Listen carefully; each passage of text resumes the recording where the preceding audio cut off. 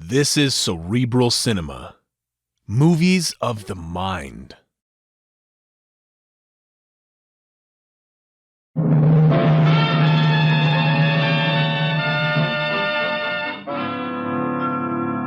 Dangerous Assignment, starring Brian Donlevy as Steve Mitchell.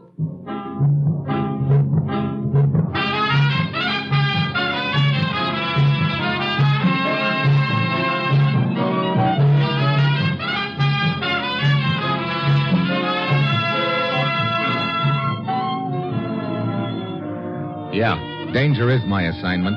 I get sent to a lot of places I can't even pronounce. They all spell the same thing, though, trouble. But when I walk into the commissioner's office, I don't realize that this assignment's going to involve my trying to prevent a revolution with just two weapons, an old beat-up railroad timetable and an empty matchbook.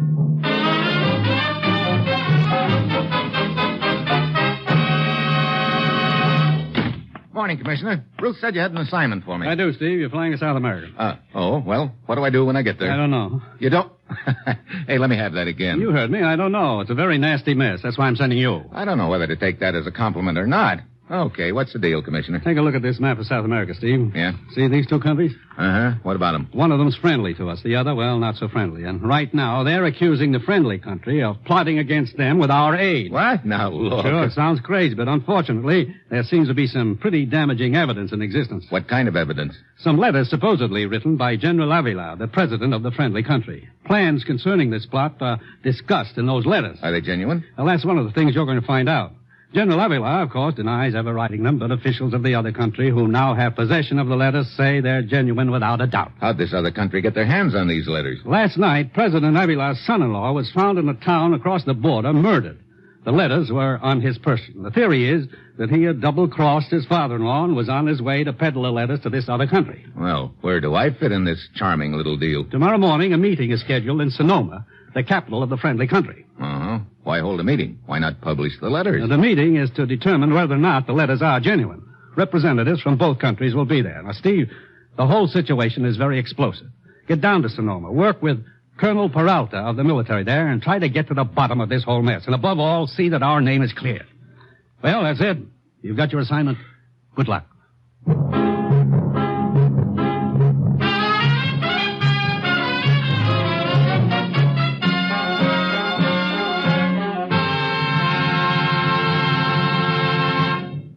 The National Broadcasting Company is presenting Dangerous Assignment, starring Brian Donlevy in the role of Steve Mitchell, colorful, two-fisted government agent.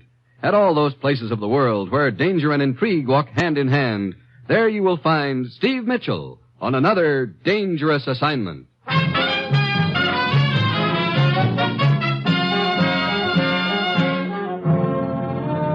Sure, I've got my assignment. Just a simple matter of getting dropped into a South American powder keg with people on each side of it holding matches in their hands. A real cinch. Well, it's Friday when my plane lands in Sonoma and I head for the office of Colonel Peralta. I am most happy you are here, Senor Mitchell.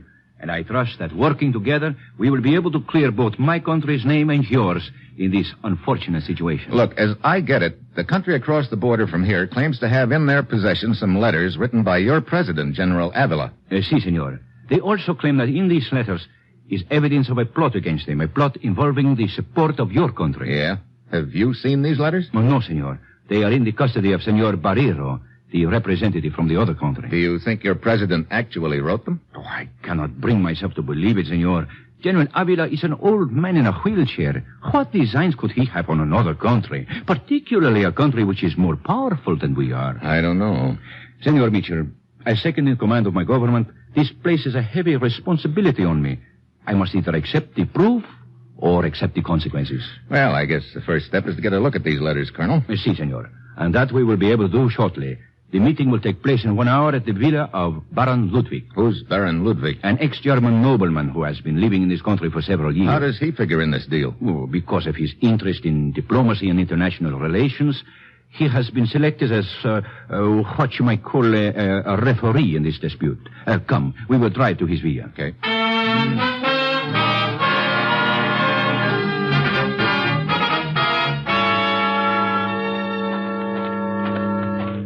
Brother, some joint. This Baron Ludwig must be a well-heeled gent. He seems to be quite wealthy. Who all's going to be at this meeting, Peralta? A delegation from the two countries, Baron Ludwig, and a few press correspondents. I believe that is Senor Barrero's suite there, at the head of the stair there. I suppose I must compose myself before we enter. What do you mean? This Barrero, the representative from the other country, I find it exceedingly difficult to control my temper in his presence. Naturally, he and I are, what you might say, on opposite sides of the fence in this matter, but beyond that, I dislike the man intensely. I do not trust him. I see. Enter. Ah, Colonel Peralta. Good afternoon, Baron Ludwig. And Senor Barrero. Peralta. May I present Senor Mitchell from the United States? Herr Mitchell. We've been awaiting your arrival so that the meeting could be opened. I understand you're acting as a sort of referee in this deal, Baron Ludwig. Yeah, I'm a student of politics, Herr Mitchell, and so it was with great delight I learned I'd been selected as arbiter by both countries. And you, Senor Barrero, you're the one who has the letters in his custody, huh? You're quite right, Senor Mitchell, and I assure you will find it difficult to explain your government's unsavory position in this matter. Oh, now, look. You profess a policy of non-intervention, yet these letters will show your intention to furnish direct military aid to Colonel Peralta's country. Senor Barrero, you have no right to talk like this. Nothing has been proven, nothing. I assure you, Colonel Peralta, every word I utter is backed by the most undeniable proof. Barrero, and you have no right to... Gentlemen, please. These are matters to be discussed calmly over the conference table, not heatedly here in Senor Barrero's suite. Look, Barrero, so far I've heard a lot of talk about these letters, but I haven't seen anything of them. I see you would call me a liar. I wouldn't call anyone anything until I've seen the letters, and maybe that should go for you, too. Very well. You shall see the letters. I have them in an envelope in this wall safe. I see it is necessary to convince these wishful skeptics of the very existence of the letters. So, I have them in this envelope. I will take them out and hold them for you. Trusting soul, aren't you? Your government has shown it cannot be trusted. Why should I trust one of its representatives? Look, Barrero, I'm getting a little tired of your... See. They make very interesting reading, don't they? I cannot believe it. That is enough for now, gentlemen. The letters will be read in their entirety at the conference. I merely wish to satisfy you of their existence. But, Senor Barrero, there is no point in locking the envelope up in the safe again. We're all here. We may as well proceed to the conference room next door. Very well. I will bring the envelope. Come on, Peralta. Si, senor. Herr Barrero, as long as I will be presiding over the conference, perhaps it would be fitting for me to carry the letters into it myself. Gracias, Baron Ludwig, but I will carry the envelope. As you prefer. Come along, gentlemen. So, Peralta, you seem strangely quiet. Is it perhaps that you are worried now that you have seen that the letters really do exist? Maybe Peralta is wondering, like I am, if those letters are genuine, Barrero. Colonel Peralta, you have undoubtedly seen many samples of General Avila's handwriting. Well, Have you not? Well, of course I have. Barrero, I refuse to be cross-examined this way. Would you say that the letters in this envelope are forgeries? Gentlemen, I suggest that we postpone further discussion until the conference begins. Very well. I am sure Peralta would prefer that, the way he is squirming. Barrero, I warn you. And as for you, Senor Mitchell, perhaps you will be interested in knowing that there are 3 handwriting experts waiting inside this room. Good afternoon, Baron Ludwig. Barbara, my dear, we were just going into the conference room. May I present Herr Barrero? Hello. How do you do? Colonel Peralta? What is this, senor? And Herr Steve Mitchell from the United States. Hi. Gentlemen, Fräulein Dawson from the Hemisphere News Service. Oh, Hemisphere News Service. You're here to cover the conference, Miss Dawson. Mm-hmm. From what I've heard so far, there should be a few headlines in it. You sound pretty happy about it. Oh, I hope everything turns out okay, of course. But a gal has to make her living, you know. Let us go in, gentlemen. I believe the other delegates are already inside. Yes. After you, my dear. Thanks, Baron. Peralta, Si, senor. you didn't seem to have much to say when Barrero asked you if those letters looked genuine, do you? Mitchell, I am no handwriting expert, but I have seen many samples of our president's handwriting. And those letters look like the same writing. That's not good. No, Senor Mitchell, indeed that is not good. It is very bad. Please be seated, gentlemen. And we will open the conference.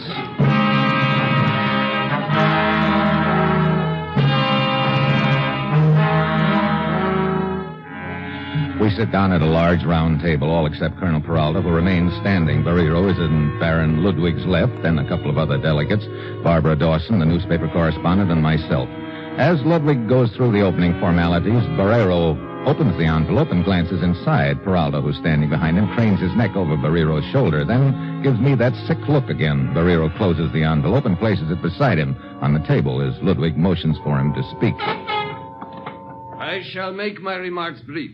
I have in my possession letters which prove conclusively that the government headed by General Avila and represented by Colonel Peralta has been negotiating a secret agreement with the United States which constitutes a direct plot against my country. Furthermore... Oh, What is it, Barbara? nothing. I feel a little faint. Barbara! All right, now. I just lost my balance for a moment. You knocked my envelope to the floor. I'm sorry. I'll get it. Here, let me here. Here. It went under the table. I've got it. Here you are, Senor Barrero. I'm sorry. Please continue, Senor Barrero. Very well.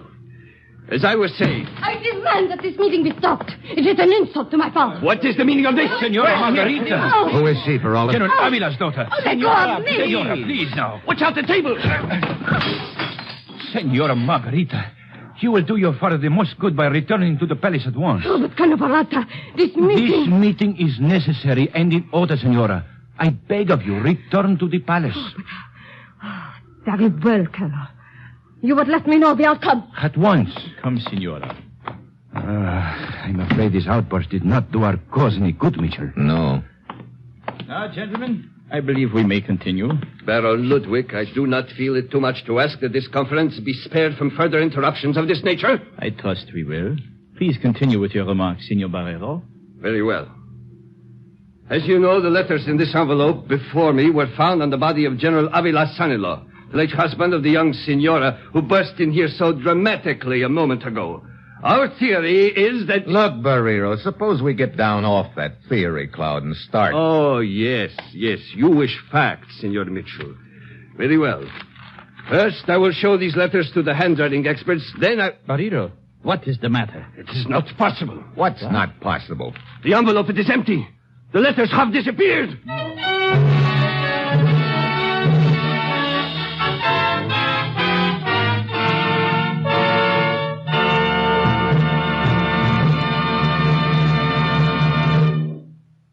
In all the strange and far-off places in the world, wherever there is mystery, intrigue, and romance, there you will find The Man Called X. Herbert Marshall stars as The Man Called X in just a short while over most of these NBC stations. The Man Called X is a man without a name who travels the world over on missions of danger and counter-espionage. Tomorrow night, there's an hour and a half of comedy, music, and drama, all wrapped up in one big, wonderful program. Tomorrow and every Sunday, it's The Big Show on NBC with Tallulah as MC. Tonight, it's The Man Called X. Tomorrow, The Big Show, right here where you hear the chimes.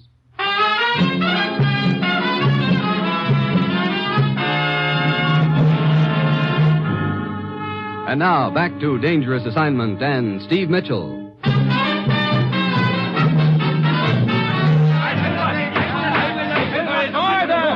Colonel Peralta, I hold you responsible for the disappearance of these letters. Barrero, I have had enough of your accusations. I had nothing to do with it. Where's the phone? I am sorry, Senorita Dawson, but I forbid it. This is news. It's important. It is more important that those letters be recovered. No one is to leave this room. Oh, that's great. See here, Peralta, Since this incident has occurred in my country, I must take charge. I will post guards around this villa, and no one will leave it until those letters are recovered. Might be a good idea if we were all searched, Peralta. Si, senor. And I insist on being searched first. Okay, Colonel, that sounds fair enough. And after you've been searched, we'll all follow suit. All of us, Steve? Yeah, Looks like I'm sort of a complication, doesn't it? Yeah. So what do? Draw straws to see who gets the honor? Well, I'll furnish the straws. I do not think that will be necessary, Barbara, my dear. If it's satisfactory with all concerned, my wife will search you in the next room. Oh, shucks. Now, gentlemen, if you will line up next to the wall, we will begin.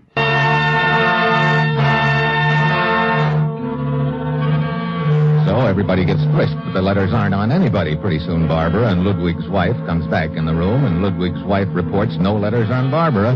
Barrero looked like he's on the verge of apoplexy and keeps throwing nasty glances at Peralta, who at this point is squirming like a worm on a hook. Finally, he motions me over to one corner of the room. Mitchell, who could have taken those letters? Search me? Well, no, you already have. Huh? Oh, skip it. Oh, we must find out. This whole affair is playing right into Barrero's hands. My government is being dishonored. Look, let's go back over everything that happened. Very well. Barrero brought the envelope into the room. Yeah. As you remember, he opened it and glanced inside briefly as the conference started. Yeah, you were standing behind him. I saw you craning your neck over his shoulder. Yes, senor. At that moment, the letters definitely were in the envelope. I saw them. Then he closed the envelope again and put it on the table beside him. He started to talk and... Wait a minute. What is it? Barbara Dawson, remember? She started to the water cooler or See. something. And suddenly lurched into the table. Yeah, and knocked the envelope to the floor. I wonder if she... Talking about me, Steve? What? Oh, Barbara. Yeah, as a matter of fact, I was talking about you. No, I'm flattered. You shouldn't be. What I was thinking wasn't good. Why, Stephen, I didn't realize you knew me that well. Well, I was thinking that fainting spell of yours came at a very convenient time. Oh, that. I don't know what hit me, Steve. Well, whatever it was, you sure snapped out of it in a hurry, didn't you? Look, what are you trying to say? I'm trying to say that maybe it wasn't just an accident, you're knocking that envelope off the table when you did. What do you mean by that? You could have switched envelopes under the table when you reached down to pick it up. Mind telling me why I'd do a thing like that? I can think of one good reason. Those letters right now are worth a lot of money to both countries. I see. Play one against the other and sell to the highest bidder, huh? It's an interesting theory, isn't it? Oh, very interesting. But there are just a couple of little things wrong with it. For instance? In the first place, you're giving me credit for a lot more interest in this deal than I have. Exactly what is your interest in this matter, Senorita Dawson? I'm a reporter, pure and simple. Well, simple anyway. And you have no connection with any of the parties involved? Of course not. And here's the other little thing wrong with your theory, Steve. I was searched too, remember? No letters. Yeah. Well, Colonel, looks like we better go into a huddle again. Si, senor. Well, let me know if you round up another suspect.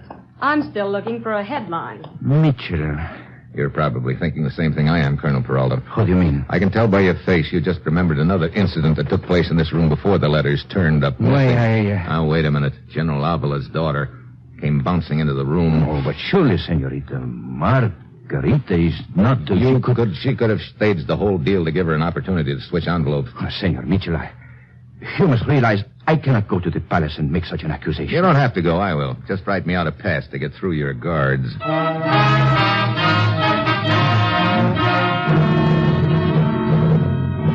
Peralta hands me a relieved look and a pass, and I head for the palace. On the way, I pick up enough remarks from the townspeople to tell me that the news of the letter's disappearance has spread fast. They're beginning to gather in street corners, and what they're saying is not good.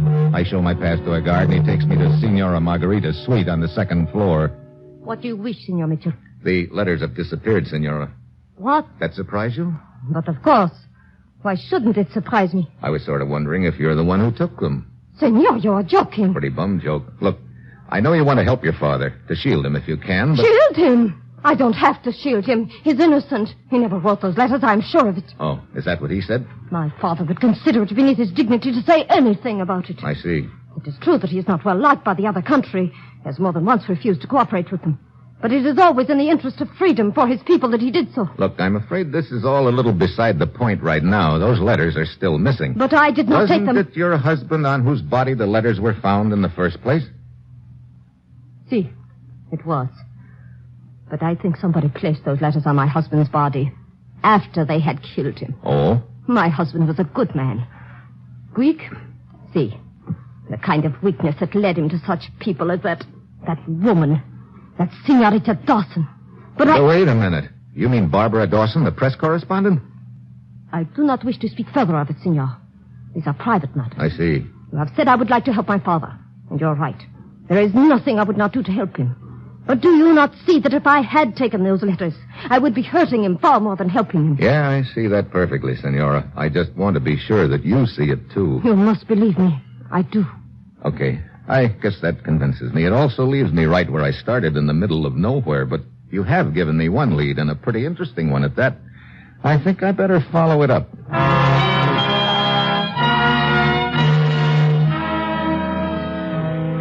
So I leave the palace, shove my way through the gathering crowd back to Ludwig's villa to have another little chat with Barbara Dawson. Then, as I'm walking along a dark street, I pass a car parked at the curb. I get down the sidewalk away when I realize that the car has started up and is following me slowly with the lights off. I speed up. The car does likewise. I scramble around the corner and hit the sidewalk. Slug hits the building behind me. By the time I get to my feet, the car is halfway down the block, so it looks like someone figures I'm getting warm anyway. I get back to the conference room at Ludwig's villa. The others are still there. I motion Colonel Peralta over to a corner. What did you find out, Mitchell? Senora Margarita says she didn't take the letters, and I believe her. Mitchell, quite frankly, I don't know what to do. I cannot hold Barrero in check much longer. He's getting uglier about this by the moment. There has always been a rift between General Avila and Barrero's country. If those letters are not recovered quickly, that rift may turn into war. Yeah. Have you no theory at all as to what might have happened to those letters? Matter of fact, there are a couple of theories pecking away at my brain, but they're pretty wild.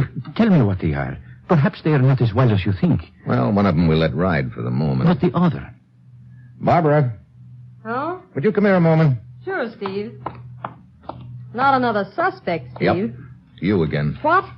Now, look, we've been all over this before. You told me earlier that you didn't know any of the parties involved, but I just found out from Senora Margarita that you were pretty well acquainted with her husband. What? Look, You didn't tell me that. Why not? are you kidding? You got a glimpse of that little Spitfire in action. I'm supposed to go around spreading the news that her husband bought me a drink or two? Well, it looks like somebody killed him and planted the letters on him. That somebody could have been you. Look, I was 100 miles away when he was killed, and I can prove it. And as far as my stealing the letters, Baron Ludwig was right beside me when I picked them up. Yeah, that's the point, and it was Ludwig's wife who searched you, wasn't it? Why, yes, but... What are you trying to say, Herr Mitchell? Well, those letters are worth a lot of money to either side, Ludwig. Enough money maybe to make a two-way split worthwhile. Indeed? Ah, yes. I think I see your line of reasoning. And I must admit it would appear logical. Barbara takes the letters, then my wife searches her in the next room and receives the letters from her. Quite sound, except for one thing. What's that? Motive.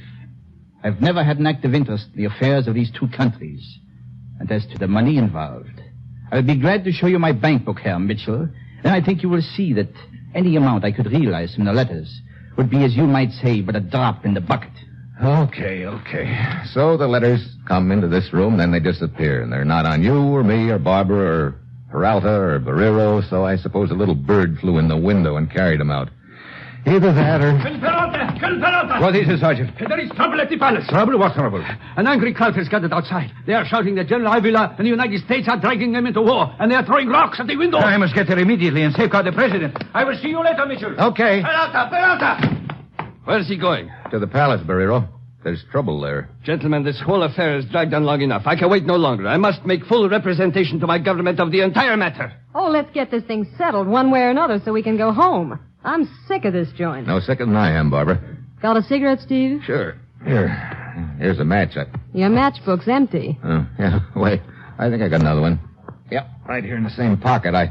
What's the matter? Looks like Peralta was right when he said my theories might not be so wild after all. What are you talking about? Let's skip it. I'm going to my suite to dictate my report. That's a good idea. Come on, I'll go with you.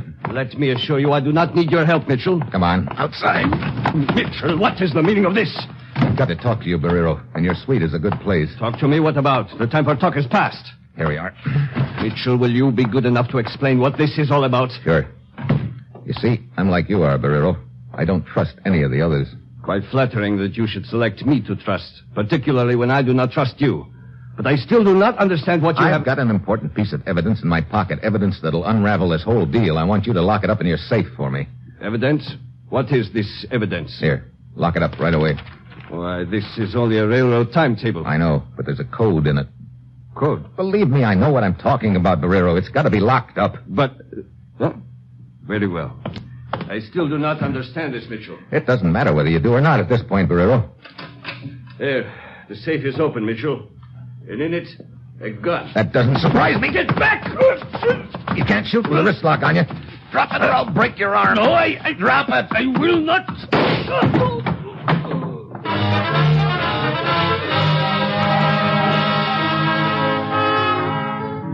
Barrero slumps to the floor, trying to plug me. He's done likewise to himself. I fish in the safe and pull out another envelope. This one's got the letters in it, right where they've been all the time. 5 will get 10 they're forgeries, but that can be checked later.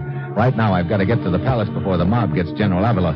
I head there in a hurry and up the back stairs to General Avila's suite on the second floor. The general sitting in his wheelchair with his daughter standing beside him. There's a large flag draped over the balcony rail, and behind it stands Colonel Peralta trying to quiet the angry, shouting mob below. Then I wait for Peralta to finish his speech. Listen to me! We want peace! This matter will be settled peacefully! I, Peralta, pledge to you that there will be no war!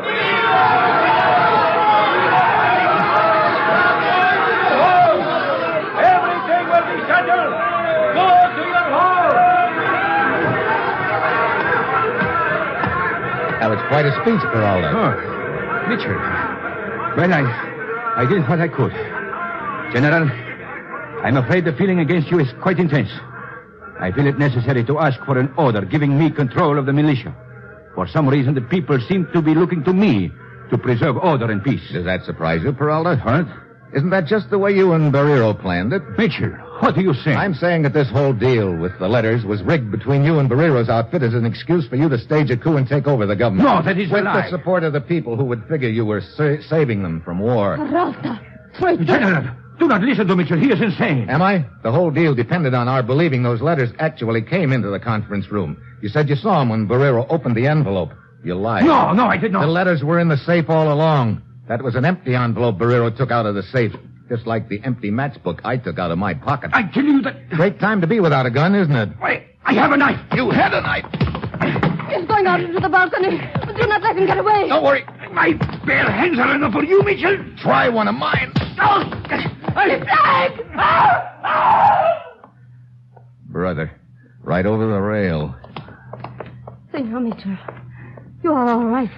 Yeah, I guess I can't say as much for Peralta, though. Oh, look at him. Lying down there, dead. Yeah, he got tangled up in the flag and lost his balance. And now the flag he was trying to betray is his shroud. Quite fitting, senor. Yeah, I guess it is. Funny. Peralta figured he was really going to be riding the gravy train. I guess he didn't realize it's just like any other train. There's always the chance it can get flagged down.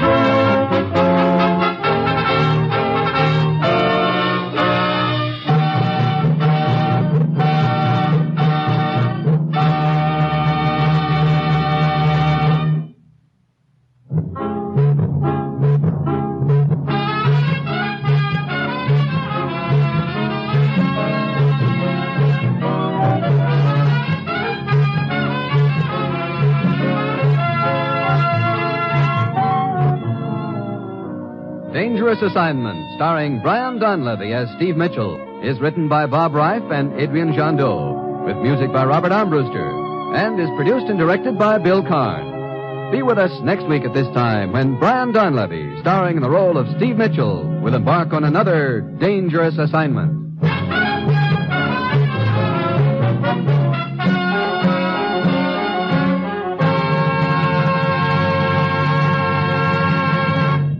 Dangerous Assignment came to you from Hollywood. 3 chimes mean good times on NBC. In all the strange and far-off places in the world, wherever there is mystery, intrigue, and romance, there you will find The Man Called X. Herbert Marshall stars as The Man Called X tonight and every Saturday on NBC. For music on Saturday, it's your hit parade, bringing you the top tunes in the land with Raymond Scott's orchestra, Snooky Lanson, Eileen Wilson, and the Hit Paraders. The big show's tomorrow. Now enjoy The Man Called X on NBC.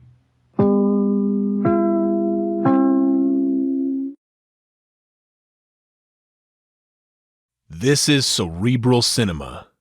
Movies of the mind.